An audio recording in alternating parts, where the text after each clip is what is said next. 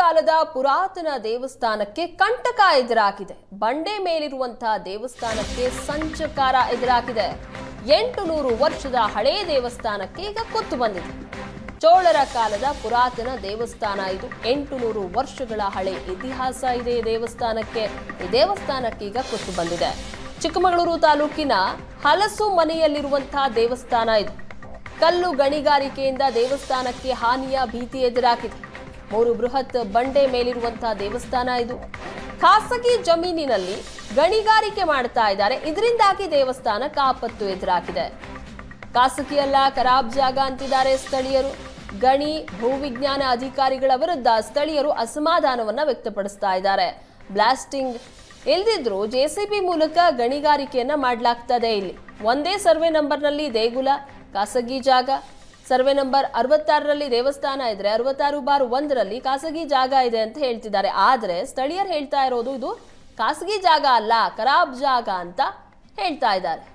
ಗಣಿ ಭೂವಿಜ್ಞಾನ ಅಧಿಕಾರಿಗಳ ವಿರುದ್ಧ ಸ್ಥಳೀಯರು ಅಸಮಾಧಾನ ಹೊರಹಾಕ್ತಿದ್ದಾರೆ.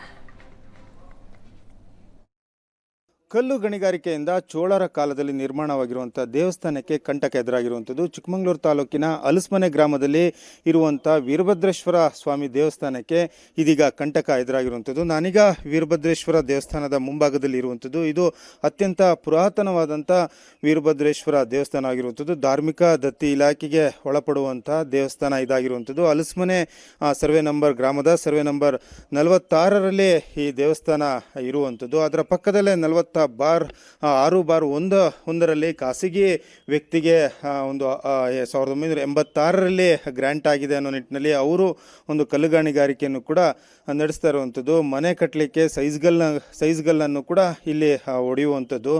ಬೃಹತ್ ಗಾತ್ರದ ಯಂತ್ರಗಳನ್ನು ಬಳಸಿದಾಗ ಮತ್ತು ಸ್ಫೋಟಕಗಳನ್ನು ಬಳಸಿದಾಗ ಈ ದೇವಸ್ಥಾನಕ್ಕೆ ಆ ದೇವಸ್ಥಾನದಲ್ಲಿ ಅಕ್ಕಪಕ್ಕದಲ್ಲಿ ಬಿರುಕುಗಳು ಕೂಡ ಉಂಟಾಗುವಂಥದ್ದು. ಒಂದು ದೊಡ್ಡ ಕಲ್ಲಿನ ಮೇಲೆ ಈ ದೇವಸ್ಥಾನ ಅತ್ಯಂತ ಪುರಾತನವಾದಂಥ ದೇವಸ್ಥಾನ ಇದಾಗಿರುವಂಥದ್ದು.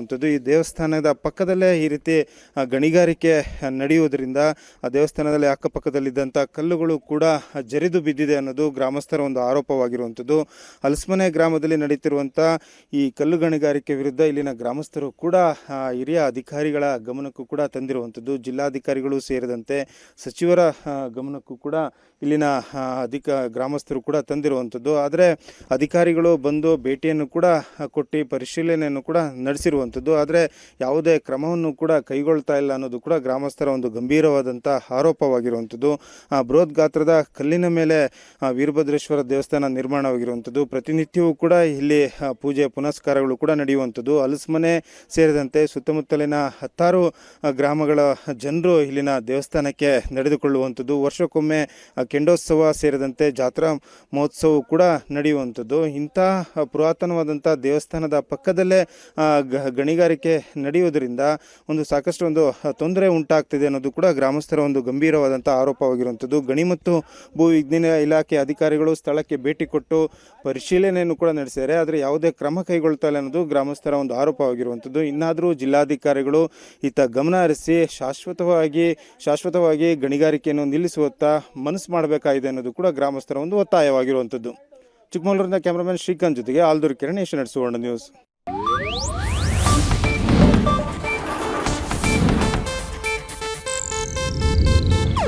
ಇದು ಏಷ್ಯಾನೆಟ್ ನ್ಯೂಸ್ ನೆಟ್ವರ್ಕ್ ಪ್ರಸ್ತುತಿ.